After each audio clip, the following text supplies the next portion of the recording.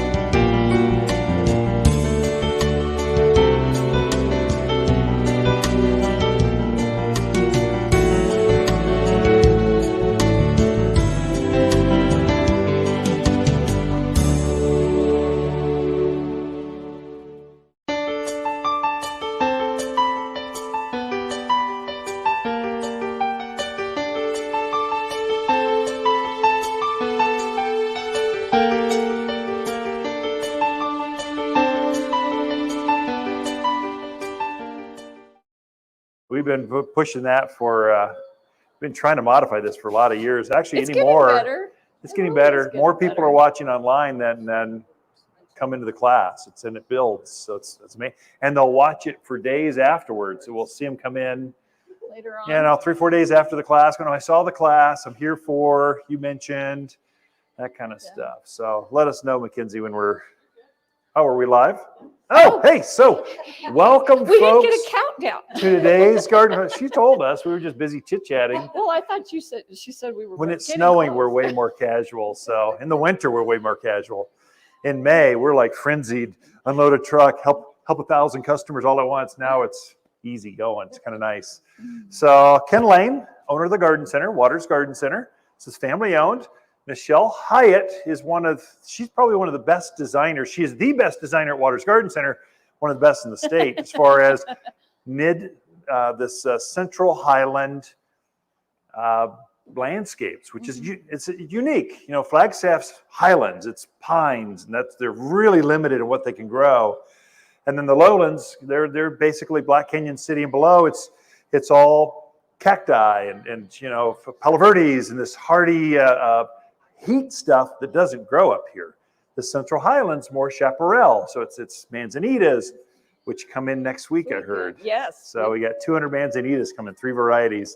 It's kind of our one-shot deal, I think. We're gonna get one shot at this crop, and then it's gonna be gone. Yeah. So, but it looks like a really nice crop. So they're coming in, pinyon pines, ponderosas. That's what kind of grows here. Rabbit brush, all those different hardy, you know, agaves, yuccas, they all grow really well up here. And Michelle's going to cover all that for you. So Michelle is one of our managers. She controls basically this half of the garden center.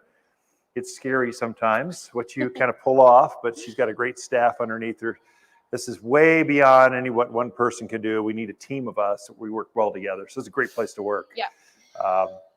If you're looking for a job, anybody, the employee discount is awesome. Yeah. So anyway, we're about to put that all call out. So if you hear folks, I think next week we'll start going, okay, we're starting to hire for spring. So we need about 10 positions, something like that. Michelle needs a couple, that kind of stuff. Not pushing that on you yet, but next week we'll be pushing hard on that.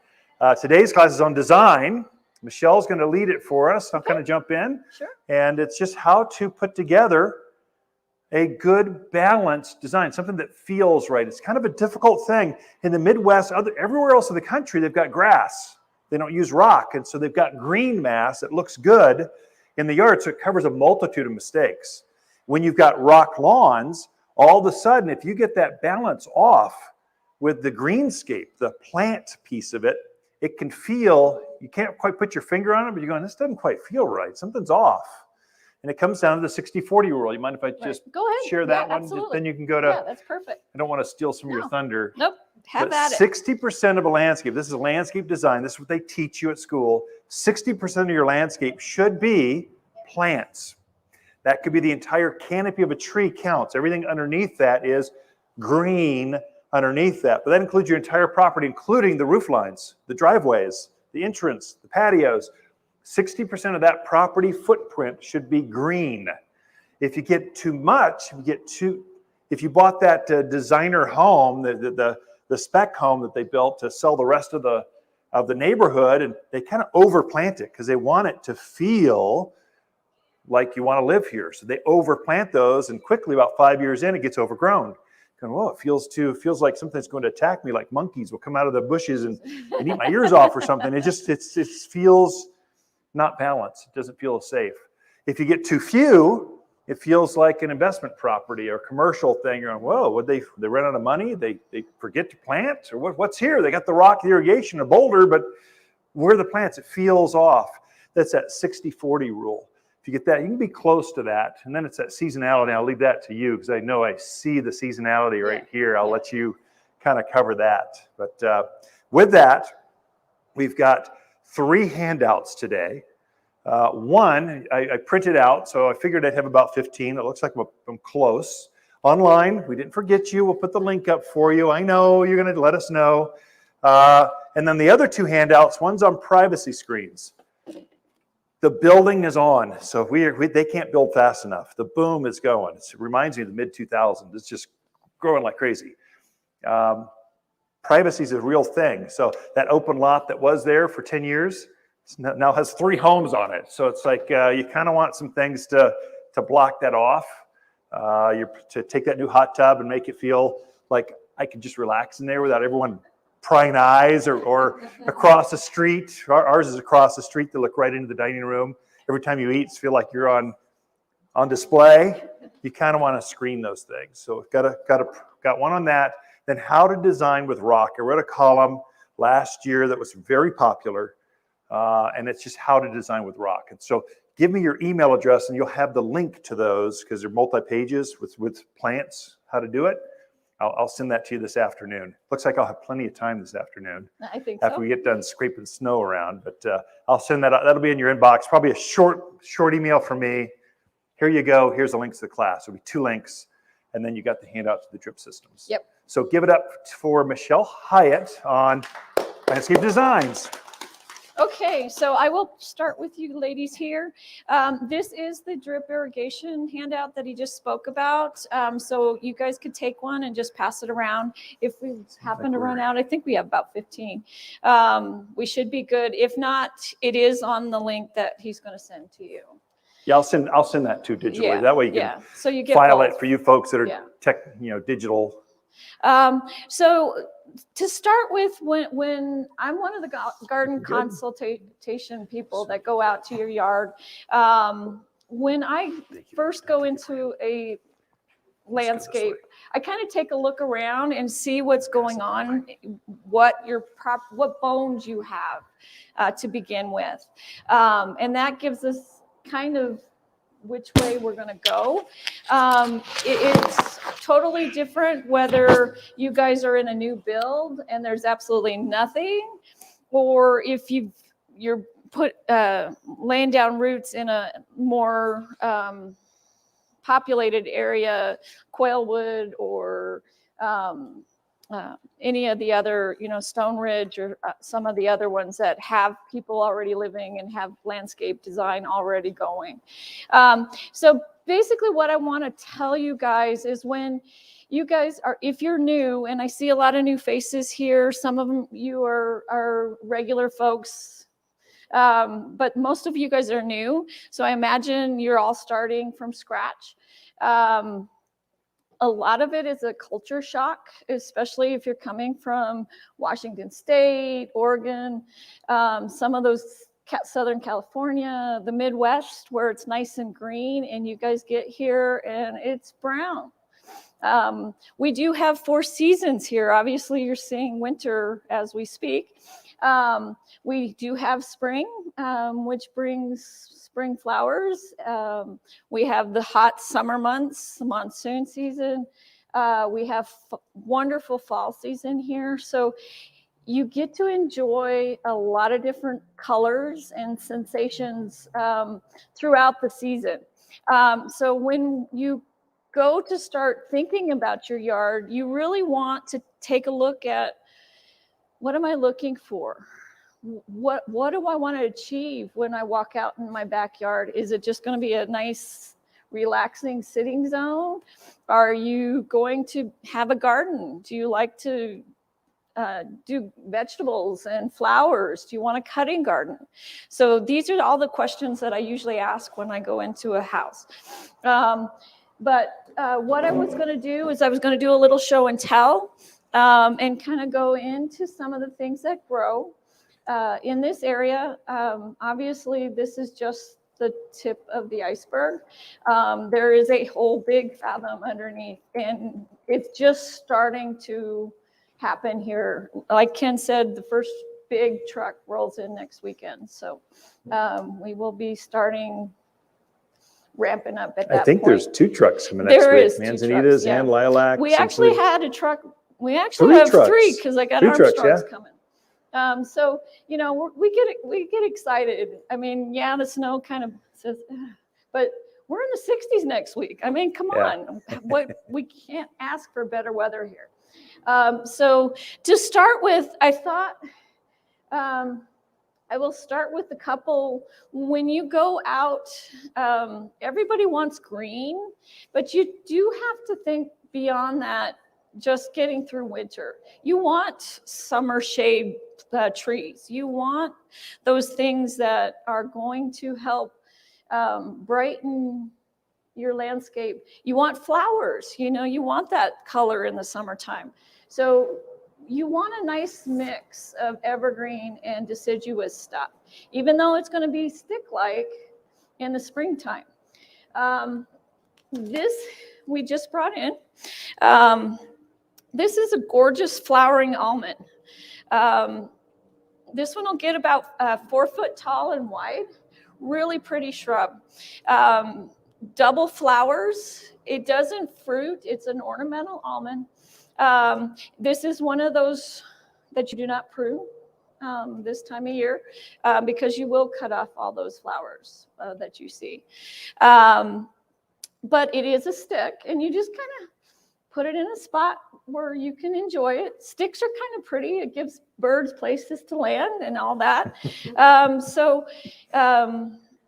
Really pretty shrub. It blooms in the spring, and then it's just green all the rest of the summer. And then it kind of goes to yellow in the fall. The prettiest double pink flower you've ever seen. It's so, and they'll go into bloom and we'll run out like that. People go, what's that pink flower? And there's no more behind it. This is the crop. Yeah. And then once that crop rotates out, you can't just go grow more really quick. And there are a lot of spring blooming plants like that. Ken touched base on it a little bit earlier. The lilacs will start coming in. I do have a few forsythias here that will start going into bloom. And those guys are pretty much the first thing that starts out this time of year.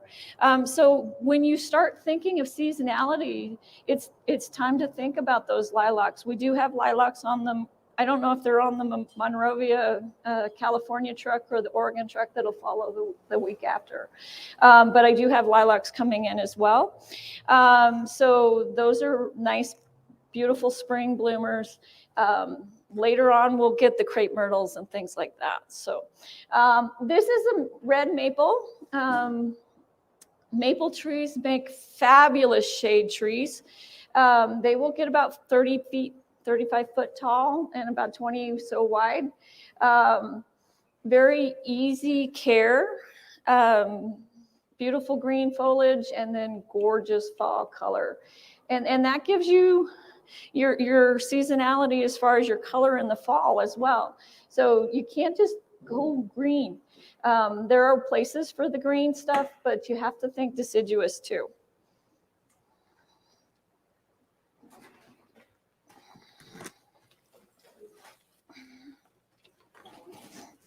Blue. We've got blue. Let's see if that's still in the camera. So I think you just went above screen. Let's just see. No, you're good. No, looks great. Okay. Fat Albert blue spruce. He is one of the slower growing trees that we get around here. Gorgeous color. Does really, really well. Most people tend to overwater this guy, so that's most likely what's going on. They either overwater it, or once it starts getting big, they just stop watering. So we kind of go from one extreme to the other. Fat Albert is one of those trees that'll get about 20 by 20. But they're very, very slow growing. About 6 inches a year is what they do. But it gives you a different texture as far as the color and the length of the needles. It's a native. I mean, And it Spruce is a native. Mountain, Yeah. well, the Colorado spruce is native. This is a dwarfed cousin of the Colorado spruce. So it doesn't get 50 foot like the normal spruce does. It only gets half that size. Yeah. So it's easier to maintain. Yeah. And it's a special color. It's got a deeper, richer blue to it, or silver to it. And so Colorado spruce comes in green or blue. This only comes in like glow in the dark silver, basically. Yeah, pretty neat. Yeah. And the nice thing about the spruces is that there are all sorts of different varieties of them. So we can try to find one for your yard. The baby blue spruce is a narrow tree. So it will get that 40 feet tall, but it only gets 10 to 15 wide. So it's a smaller, more narrow tree that'll fit in smaller yards that we tend to seem to have around here.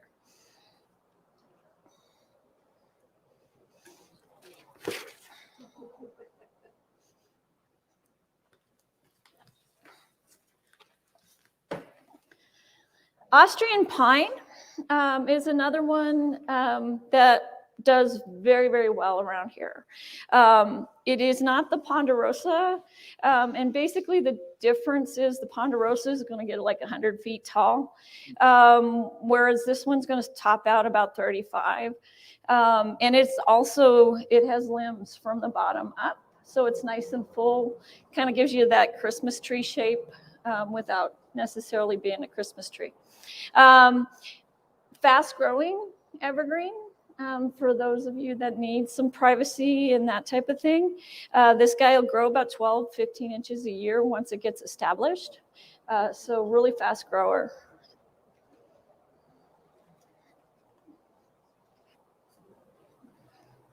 And it doesn't have the problems with bark beetle, tip borer that the natives do. So it's less problematic. I think it's just faster growing, younger, vibrant. Yeah. Yeah. And with that being said, if you have issues with some of that stuff, if you keep your trees healthy, you will avoid some of those issues too, because the pine bark beetles, they get stressed out, they send out this signal that says, hey, look at me, and everybody comes a running. So it's like Party City. Let's see.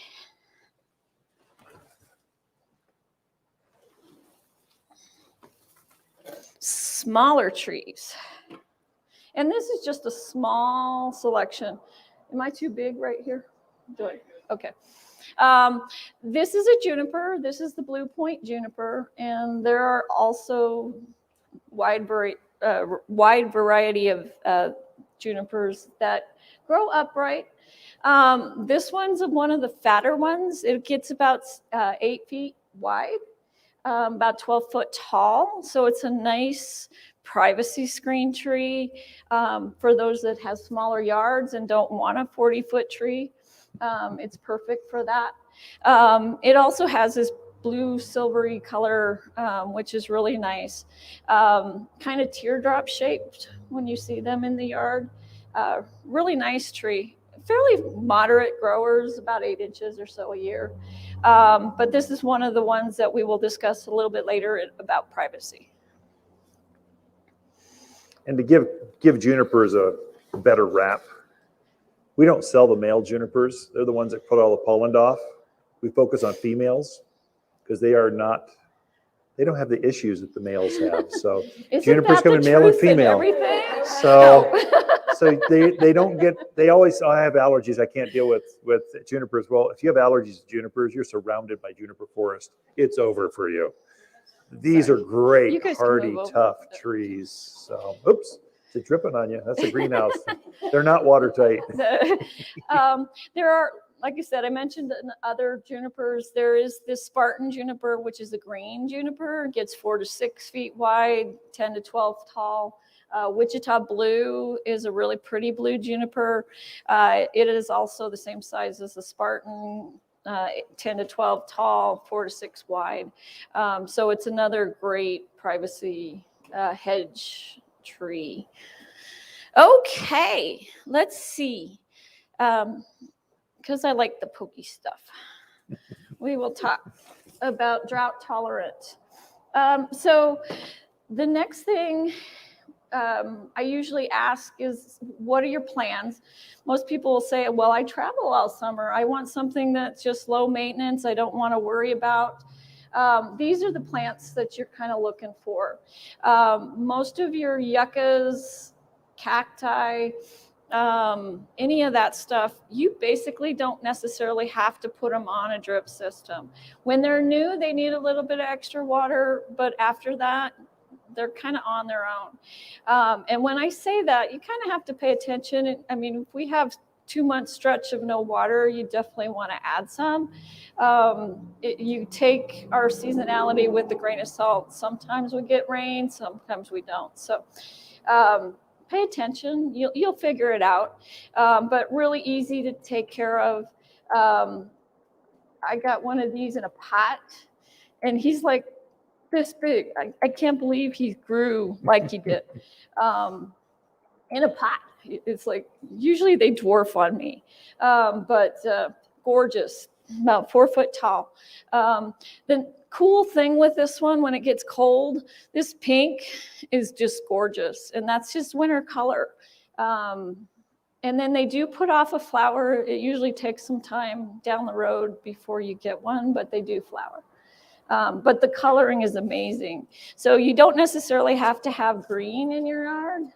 This is evergreen, and you get some brightness to it. What's the name? This is a bright star yucca. I would say, too, be careful of the yuccas that you grow. Yeah. Don't go to Phoenix and buy your plants. Yes. Come to Waters Garden Center. I got to say that. But basically, Phoenix plants, they won't grow. Maybe 10% will grow up here. They're going to die out in the winter. They turn to black mush, die. So those big blue agaves, big blue yucca, those great big ones you really want, all the cacti you really want up here, they don't grow up here. It's too cold in the winter, and it takes them out. The other thing with that, on that subject, we are zone 7 in this area. So when you are looking at the hardiness zones, you want something that is 7 or below. The lower the number, the more cold it can take. And that just keeps us safe throughout the winter. The higher the number, the more sun it can take. So with like the maple, if you live down Mayer and a little bit further south than that, you have to be really careful because it won't take down there. The blue spruces are the same way. You have to be really careful about those because you can't take them too much further than the about 4,000 feet. Although I've seen, I was just teaching at Spring Valley, and there's some pretty ones in the right spot. They're little valley areas. Yeah. So anyway. And there's such thing as making your own microclimates too. So you just have to find that right spot for certain things. This is just a red yucca. This is a nice landscape plant. Get about 4 by 4, bright red plumes that come off. Hummingbirds just love this guy. I mean, he looks harmless, basically, but the hummingbirds just really go after him. Low maintenance, like I said, once he's established, no real irrigation's needed, just supplement every once in a while. I cut mine off the irrigation, and I forget. Once you're off, you're on your own because I forget about you. You just have to look good. So it works. I've cut mine off probably 3 or 4 years ago, and it looks fabulous. All right. This is a very drought tolerant plant as well. This is the Tuscan blue rosemary. Great evergreen plant. Get about 6 by 6. This is blue flowers early in the spring, and then you'll get a second set usually in the fall. People always ask me, do I have to get culinary rosemary to cook with? No, you don't. Rosemary is rosemary, and it all works just fine. There is a barbecue variety that has thicker stems, which you can use as skewers, and they've kind of created it just for that. But there's also creeping rosemary that crawls over rocks, ledges, retaining walls, that type of thing, that you can use in your landscape that work really, really well. That's another one too. Don't buy Phoenix rosemary. Rosemary has about 50 different kind of plants. In all rosemary, but some are different cold hardiness. We need the coldest of the cold hardiness up here. So there's maybe 5 varieties, 6 maybe out of all the 50 that actually grow up here. So if you went to Phoenix and bought it and brought it up, probably it would not winter over. It would die out in the winter, or die back to the ground, or do some not pretty stuff for you. Be discouraging. Yeah. What about pests? Do rabbits? Oh, yeah. So no, this is a great one for deer resistant, rabbit resistant. Even the javelinas don't mess with this one. So it's a great plant for that situation. Anything that's herbal is resistant, usually resistant to animals. And I say that loosely. When deer and rabbits get desperate enough, and it's usually in the winter months when things are lacking as far as wild edible stuff, is when you start getting munched on. So this is one of the ones that they won't touch. Yeah. Going back to what you said about the zone, Uh-huh. you said we're on zone 7. Correct. But Sunset Magazine says we are on 3A. Well, that sunset. Repeat the question just for those Yeah, folks online yeah. too, Michelle. So she was asking about the zones, and Sunset garden books have us as 3A. Sunset and the USDA hardiness zones are totally different. So there is a correlation somewhere, but when you are looking at plants, it won't have the Sunset book number. So just keep 3 or lower in your head. Most Yeah. of us, you want plants that can go down to 10 degrees. If you do that, plants have antifreeze in them. And so the amount of antifreeze allows them to go colder and colder and colder. So some of them, like that lilac or the almond you showed off, that's like a zone 2. It goes down to -40, some crazy cold we'll never see. So it's going to do well here, but it wouldn't do well in Phoenix. So this is like a zone, I think 6, goes down to 0 degrees. So, yep. Yeah. Oh, sorry. Yeah. Is that what they're saying online? Sorry, folks online. Yes.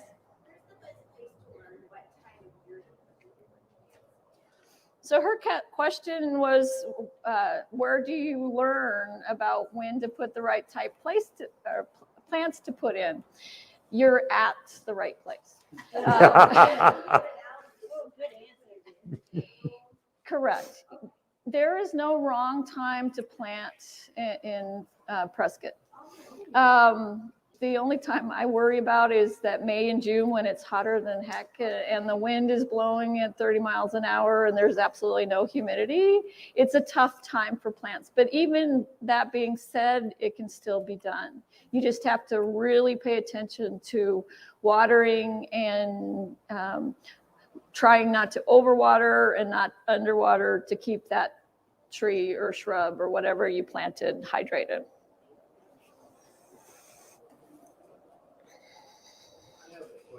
Sure. How the hell do you dig in the soil? Well, the question is how do you dig in the soil around here? It is difficult. So I recommend that you go buy a pick, a crowbar, or a pry bar. You can't do it without it. I was so frustrated when I first moved here. I grew up in Colorado, okay? We don't have perfect soil there either, but it wasn't anything like it was here. The rocks, they're not huge. They're just little and they're everywhere. So you can't even get a shovel in the ground. So you have to have a pick. You have to loosen it up. get a pry bar to dig out the big ones, and then you'd use your shovel to get it out. It can be done. The other way, call a landscaper, let them break their back instead of you. You can also do pots, raised beds. There are always ways to get around planting. So once you get that nasty soil out, then you replace it with something else. No. Don't put it back in, or do you? So his I question. can attach the planting guide too to this. So his question is once you get into the soil, do you take all that bad soil out and put new soil in? You do not, because these plants have to get used to growing in that nasty soil that's there. If you make that hole so rich, it's going to get to the edge, and that's going to be it. So you won't get any growth. You won't get any new root systems going anywhere else. It's just going to stop. So with the planting guide that he said he was going to add to the list of things that we're going to send out, it tells you how to plant. So there's 4 things that you want to use when you plant in this area. When you dig your hole, you want to go twice as wide, just as deep. You're going to mix 2/3 of the natural soil and 1/3 premium mulch. And I forgot to bring the mulch up. But you always want to put mulch into your hole. It helps with drainage.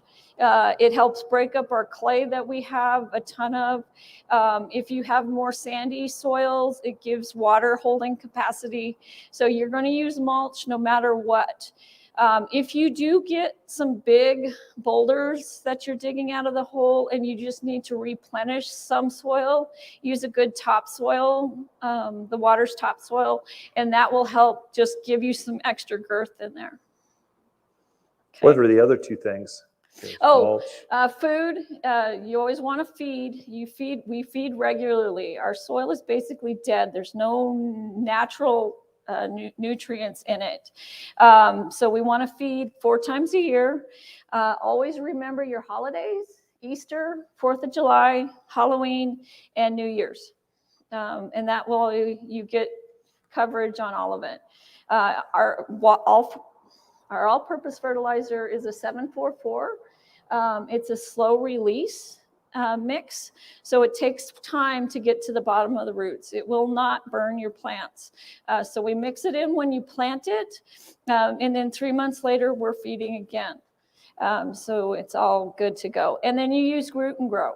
The Root and Grow is our root stimulator. It helps with transplant stress. It also stimulates the little fine hair roots that we want to get moving. Did I get everything? Yeah, Okay. You did good. All right. The Root and Grow gets applied every 2 weeks for 6, especially on your woody stuff. I usually use it on the smaller things just once, just to get them going. I use it in my vegetable garden when I first plant, just to get everything going. I use it in my houseplants as my actual food, so I utilize it a lot. Okay, back to drought tolerant stuff. We got a little off topic. So this is a succulent. This is a hen and chick. Lovely, lovely plant. Little babies popped up everywhere. This guy stays this way all winter. So he doesn't melt down like some of the other succulents do. The Angelina sedum is another one that stays evergreen. And then the blue spruce sedum is another one that stays evergreen throughout the summer or winter. Like if you get the autumn joy sedums and some of the rosettes, sedums that do the rosettes, those guys will die back to the ground, but they come back even bigger next year. This is a rainbow Ascot Euphorbia. This guy will get about this big. Really fast grower, very drought tolerant. He's part of the Euphorbia family, which is humongous. all different types. But this is his winter color, this pretty pink. And a lot of the succulents do have that pinkish color in the wintertime. Okay, so all of this stuff is the stuff that you just kind of leave alone. Let's go into some vines. Vines are great because you can use them for several different ways.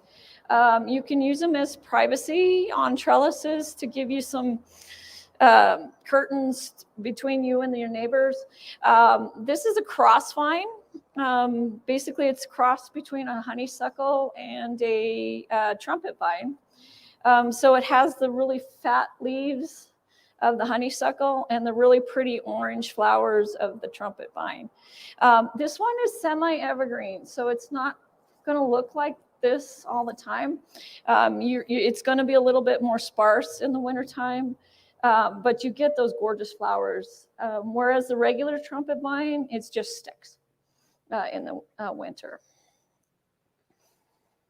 Hummingbirds. Hummingbirds love that these plant. guys, yeah. And the vines need to be on the drip. Yes, the vines all need to be on a drip. Oh, is it okay in a pot if you want? Her question was, is it okay in a pot? That's kind of questionable. It depends on how long you're going to leave it in the pot. I think, and I could be wrong, but eventually it'll blow the pot out because they do get aggressive. I mean, they get big, and they, I mean, 20 feet in a year, it'll do it. So unless you keep it at bay, eventually you'll have to repot it. So a story. I'm just No, that's fine. I've grown, I love vines. I've got a 1.5 story patio down below with a deck up above. These huge beams going down that are very ugly. So I put a big pot at the base of these 2 posts, and I grew vines, and then I took wire and went from down here and tied it up to the railing, grew vines right up to the railing, and then it went across the railing. I've done that with grapes before. So you can do it. Eventually, it can overgrow the pot.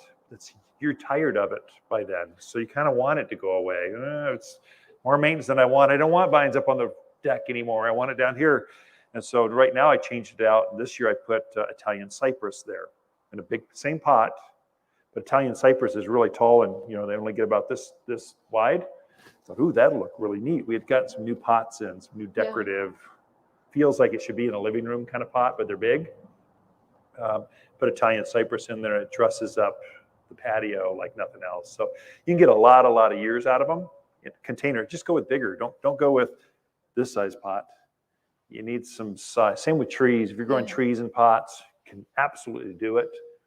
I've got some Japanese maples that have been in pots for a decade. They're still going. I'm almost getting tired of them. I almost want something new in there, so I'll pop it out, put something new. We live in America. For $100, you have this glorious, new, beautiful thing. It's all brand new. So plus I own a garden center, so I can change things out more often maybe some folks do. But anyway, yes, you can grow them in pots. Oh, I guess I should have brought that honeysuckle up for you while I was there. That's okay. Sorry. Okay. So this little guy is great because he is evergreen. He is one of the only vines that are evergreen here. So he will stay this color all year. He does drop a few yellow leaves off and on throughout the winter. They have to kind of slough off in order to get new ones in the springtime. Little yellow flowers in the spring that smell wonderful. Really great privacy. Again, fast growing vine once they get established. Hall's honeysuckle is the name of this guy. Hall's. Let me lift that back up for you. There you go. Got it. Again, hummingbirds love that. This is great for you Prescott Valley folks. You got those walls, those brick walls everywhere. Feels like you're in a Russian prison yard. You need to soften that stuff up. And so these are real easy to put some trellises or just some wires, and it grows up and quickly softens up that wall, so it feels like a secret garden, not like a prison wall. It really helps. Yeah. So this guy here is a pyracantha. The Victory pyracantha, and for you bird lovers, this is a great one. The berries on this guy are fabulous. Sorry. Just so the folks online aren't looking at. Anyway. Birds will take after this. It blooms in the springtime. Grows pretty quickly. The only thing to be careful of is it does have thorns, so it does bite. But be careful and prune it carefully with long sleeves and you'll be fine. But it's a great asset. These guys can get 12, 15 feet tall, but most people kind of keep them more reasonable, 6, 8 foot. I've seen them hedged up and they look fabulous. So it's a great plant to help. The nice thing about evergreens and birds, they do need a place in the wintertime to rest and hide from protection from other things. So this is a great one for that. I got it. We're trying to reintroduce this one. This is an old-fashioned plant, but it's so hardy for here. It's got all the seasons. It's evergreen, it's spring blooms, it's got summer and fall berries. It's a great little plant. Put it down here. Not too many of us have a lot of shade. So the next few, sorry. I was just going to ask, on all of these plants, are there any that you have to be concerned about kids or animals? Maybe. I always recommend, if you are concerned, talk to your vet. The ASECP website has a whole list of things if you're worried about dogs. The only ones that I know of for sure that are poisonous are like the Nandina berries are highly poisonous. Yew berries are highly poisonous. And some of the crab apples can harm dogs. Those are the ones I know for sure. But just be careful. So let's talk about the shade plants. Not a lot of us have shade in our yard. And when I say shade, it's usually morning sun they can handle. It's that hot, intense, hot sunshine that we get here in Prescott. For those of you guys that are new, we are a mile high. So our altitude affects that intensiveness of the sunshine. So we burn very easily. If you are from Washington and Oregon and you're used to seeing some of these plants in the full sun, most of your full sun plants are not full sun here. So be careful when you're looking at tags. They make tags for the entire country. And not just Prescott, Arizona. So we usually have the nursery set up in sections. So we do have a shady area, we have a sunny area. So we can help you figure that out. But this is a shade plant. This is a holly. This holly is a combo, so it does have male and female. So you don't have to have two in order to get the berries. Great evergreen, gets about 10, 12 foot tall and wide. Gorgeous. I'll take it for you. Okay. You just watered yesterday, didn't you? I did They're water maximum yesterday. weight. How can you Goodness. tell?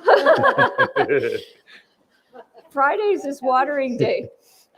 This is a camellia, and camellias are also shade lovers. Again, they can tolerate some morning sun. It's that hot, intense afternoon sun. These are great for patios in pots. They'll get about 6 feet tall and wide. Beautiful flowers. They're a spring bloomer. These guys came in, I guess, about November, and they've been blooming ever since. Once they get established here, they're probably going to bloom in that February, March time frame for you and continue blooming through the springtime. Very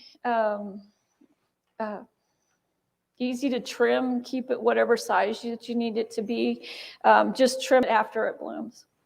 I do have personal experience with this one too. It has, it is deer proof, elk proof, javelina I proof. didn't know that. It's a hedge, grew at Skull Valley as a hedge underneath the pecan trees. Had a row of them. And it's just wildlife every place. So they never bothered this one. I So didn't it's know kind of that. nice. Yeah. That's a good Crazy bloom. And evergreen. This is its winter color. And it does bloom. It's one of the first ones to bloom in spring. So pretty easy to grow. Yeah.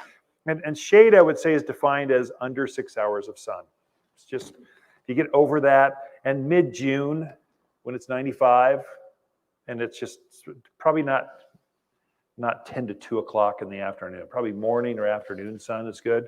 6 hours or less.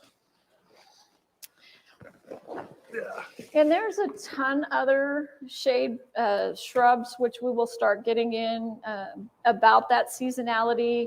The hydrangeas will come in. They're a shade plant. They're deciduous, so they will lose their leaves. The Mediterranean heaths are evergreen, and they'll be here in the next couple of months as well. They have pink and red, white blooms. Kind of look like have little fine little needles like branches. So it's really, really pretty, but it'll give you that spring color as well. There are some perennials that love the shade as well, and we will continue to get more in. These are just a few that I had left or just You should got define in. what a perennial is, because some folks actually don't know. Perennial in terms of gardening is something that will come back year after year. An annual, you have to plant annually. So those are like your pansies and your snapdragons and things like that. So anything that you have to plant annually, typically you'll find up here in the wintertime, we have it mixed up, but in the summertime, this whole area will be all full of annuals. The perennials will be down in the bottom half for the nursery. This is a heuchera. Heucheras are great plants, and it's all about the leaf color with these guys. This is actually the lime green, so this is typically its color. This is just winter color. Isn't it pretty? This plant usually dies back. However, I have seen them in pots and in certain microclimates where they keep their color all year round. So it just depends on where you have them in your house, what they're going to do. This is everybody's favorite, the Vinca Vine. People either love this or hate this because it can get very aggressive, but it loves the shade. It's a great ground cover, and it's very vigorous. Okay. What do we want to talk about next? Euonymus. Euonymus, there are several different types of this. Unfortunately, for those of you that have deer and rabbits and stuff, this is saying the buffet is open. So plant it in a fenced yard or something if you want something like this. The Euonymus come in tons of different colors, sizes, shapes, and everything else. This guy here is a great privacy screen. It'll get about 6 to 8 feet tall and wide. Evergreen, so you get this beautiful color all year round. This one's a creeper. This is a winter creeper. So if you're looking for ground cover along your walkways, this is a perfect one for that. Silver King is a tall one. It gets about 6 feet tall and about 3 wide. So it gives you some height if you need it. Works great in pots against a doorway as well. So those are great. I'll get the big one for you. You got it. There you go. Put it back. You're losing your... I'm losing my space. Yeah. My background.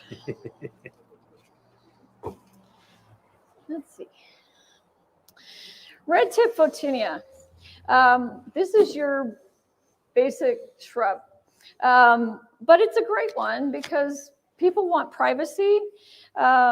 These guys can get anywhere from 10 to 12, 15 feet tall. Most people keep them nicely shaped in that 4 to 6 feet tall range. Very hedgeable, great privacy screen. These also bloom. So it's one of those evergreens that do bloom. Little white flowers, not super impressive, but it's pretty. But the biggest thing about the red Tip Fotunia, and it's aptly named, is all the new growth is this pretty red.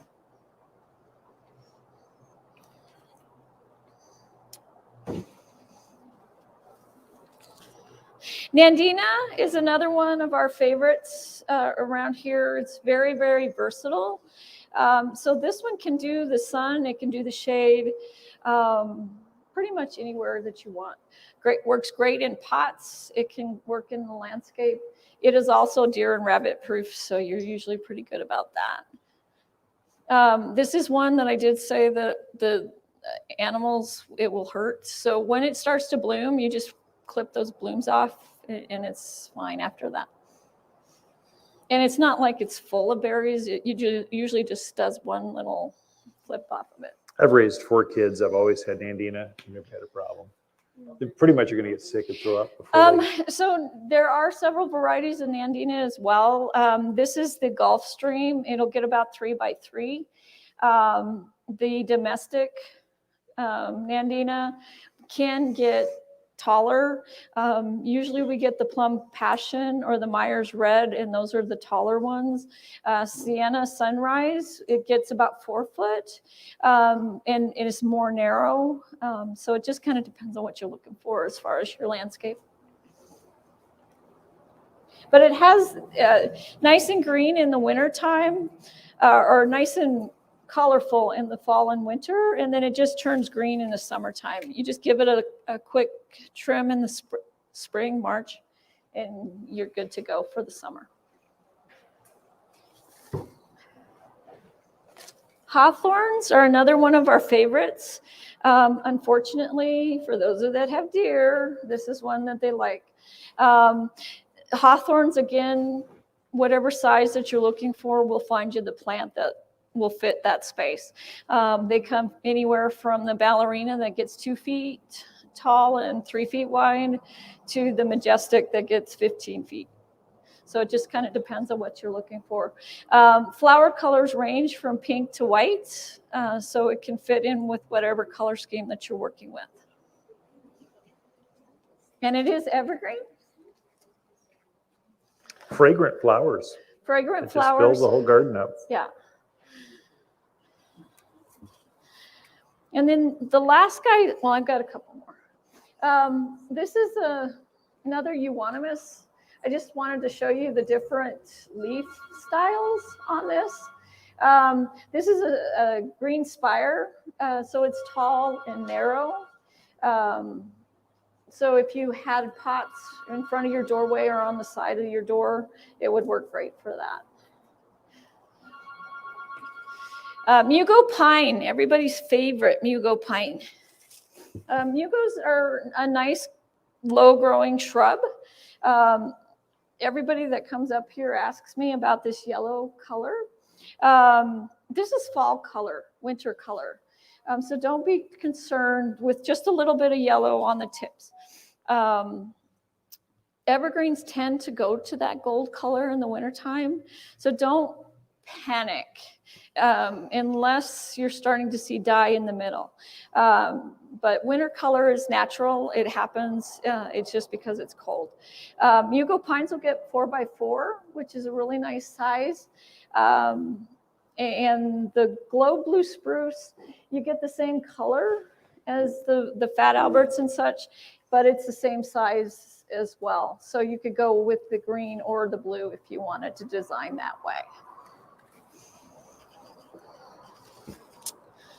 Okie dokie, almost done here. I brought a few perennials up. This is a Salvia, Salvia gregii. Salvia is one of those huge families of plants that come in all sorts of different shapes and sizes. Some of them are annual, some of them are perennial. But this is a perennial. It'll die back to the ground in the fall and winter. And then you just cut it back and then it comes back up. The hummingbirds love this guy. When we get trucks full of them and they're blooming, we've got hummingbirds everywhere around here. So they come in multiple colors, purples, reds, pinks, whites, salmons. So whatever color scheme that you're working on in your yard, we have one to match.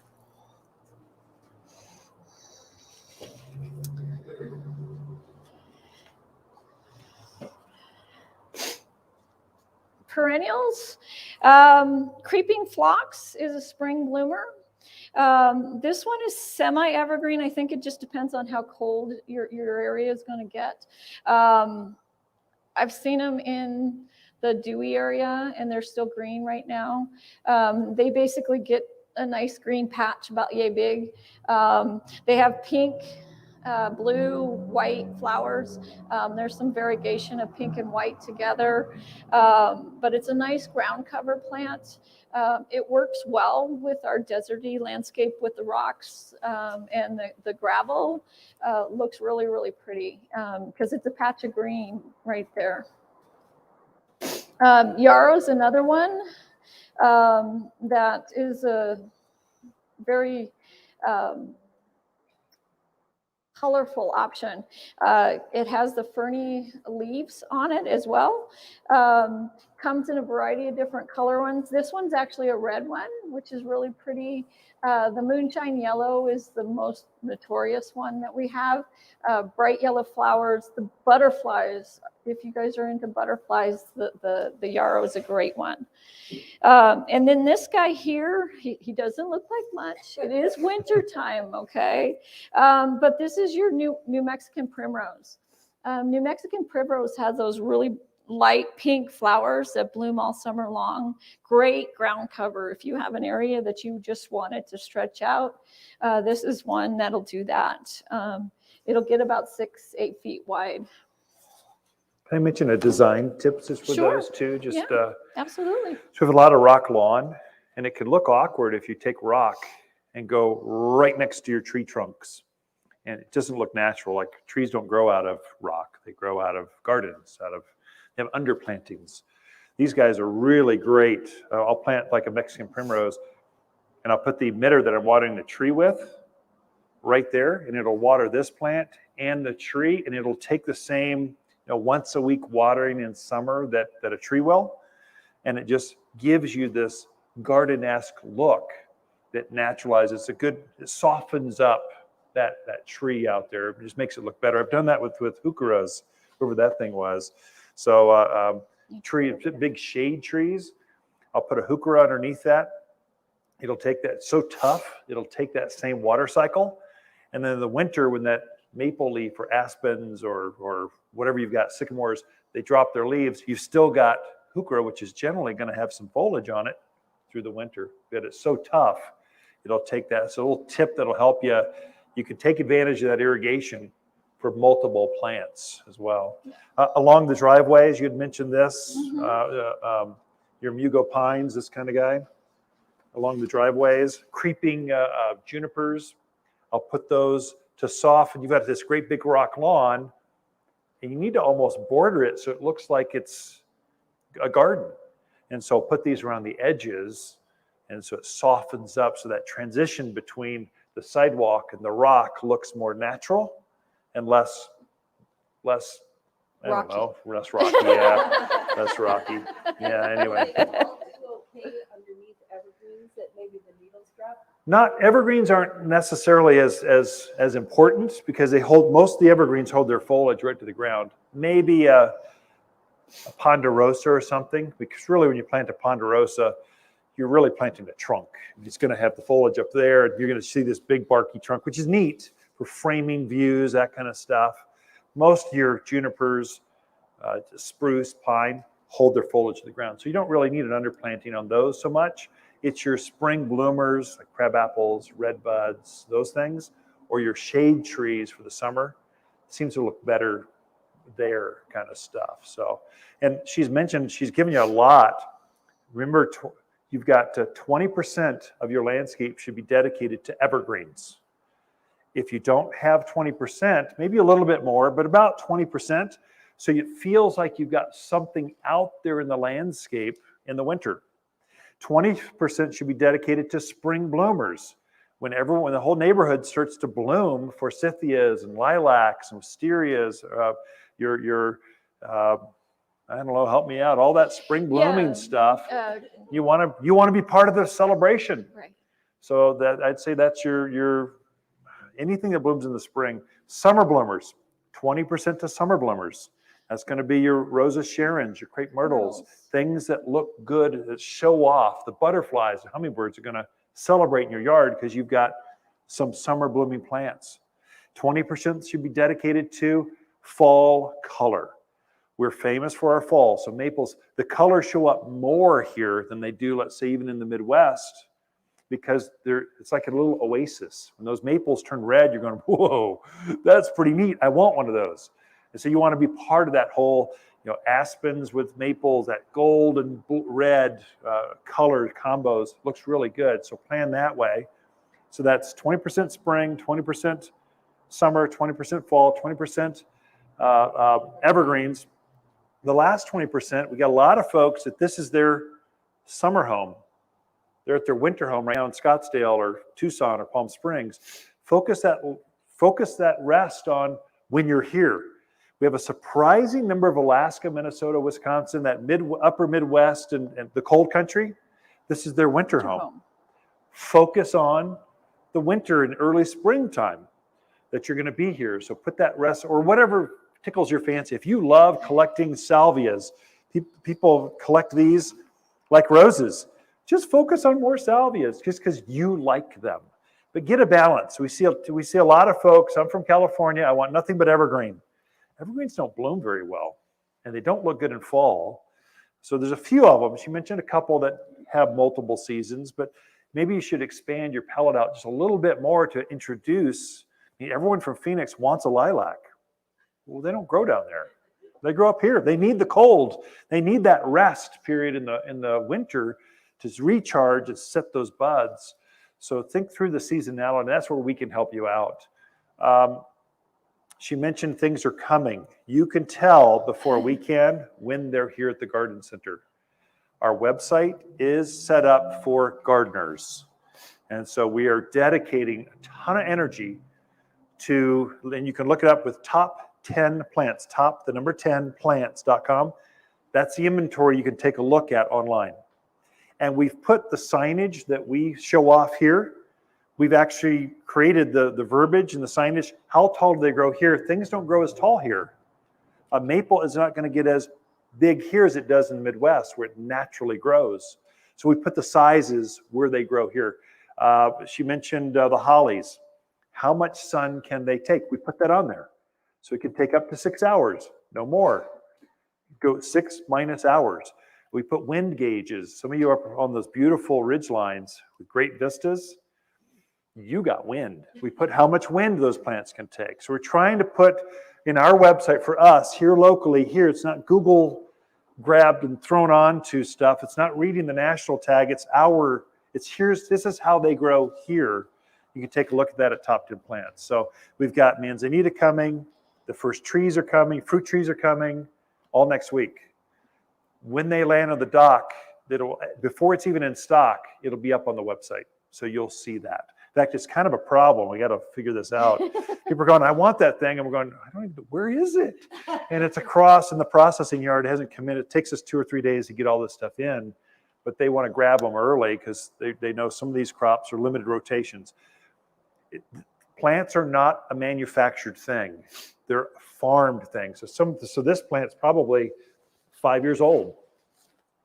When we run out, it's going to take 5 years before we get more. Now we have crop rotation, so we've got next year's crop already starting, but I'm not going to take that to sell it to you now because this is next year's crop. And so you kind of want to, when you get into some of these spring plants, you want to grab them before they're gone. Literally, we will run out. Yeah. So that's something that's new for folks that maybe they're not used to, especially if you're doing big landscapes and stuff. So anyway. Well, and on top of that, with everything that's going on this year, it can be or might be different than any other year because the trucks aren't rolling as fast. So if you see something that you like, I would grab it at the time. And oh no, I'm going to think about it. It might not be here when you come back. Yeah, we're struggling with the whole inflation, supply chain stuff. We think we got it locked down. I think I got it. I just figured out our mulch and stuff, our soils. So fertilizers are a challenge. So and we're having to fill up entire semis. So you can't just have. We used to just take portion of a truck. Truckers aren't coming without you filling up the whole truck. That's just the way it is. And so we've got the ability to do that. Enough volume to pull that off. Got the space. So it's going to be a different ebb and flow of things. So the manzanita I mentioned, we got 200 of them coming next week, and I think I can go back to the well. But I wouldn't guarantee that even for a moment, because it's very likely we won't be able to get the truck to go pick up from that farm because it's a friend's farm. He figured out how to grow manzanita, which is a very difficult crop to actually root out and grow it, have it available for retail. He figured it out, but that's he's a nerdy agriculture guy, and he just figured it out, like one special truck just to go to his farm to get these one crop. So I don't know if I'll be able to get another truck to go back. So you're getting into some of that kind of stuff. Seed just came in. That's one I can tell you that will run out. Yeah. So if you're gardening by seed, carrots and wildflowers and tomatoes, don't wait until May when you want to start your tomatoes in the garden. Grab them now while they're available. Like I just had a customer come in 2 days ago. They bought 30 zinnia packets. They're zinnia growers. That's their thing. They know they're not going to get them. This is one shot. So they were just getting all the colors they wanted. So that's one of the my name's Ken. We're just friends. This is kind of what we're seeing in the out there in the garden world. It's different than it has been than we've ever seen. Yeah, it's kind of it's just weird out weird. there. So it's fun. Yeah. We're calling a lot of faith. This is when the friendships. This is our March 12th. Yeah, 11th and Is 12th. our spring open house. 60 years in business. We've been in business. So second year. Yeah, thank you. Appreciate that. We're the second generation owners. So third generation is running the camera today. So it's truly a family business. And so this is when those relationships you've built over decades, this is when it plays out, because this is a really small industry where the farmers we just all know each other. So anyway, it's just things I can tell you. What else can we share with them? So I got to get them a planting guide. Yep. That you'll have the irrigation guide. Questions? Yeah. Any questions that we can answer? Yeah. The red maple, is that the same as an autumn blaze, or is that? His question was, is this red maple the same as autumn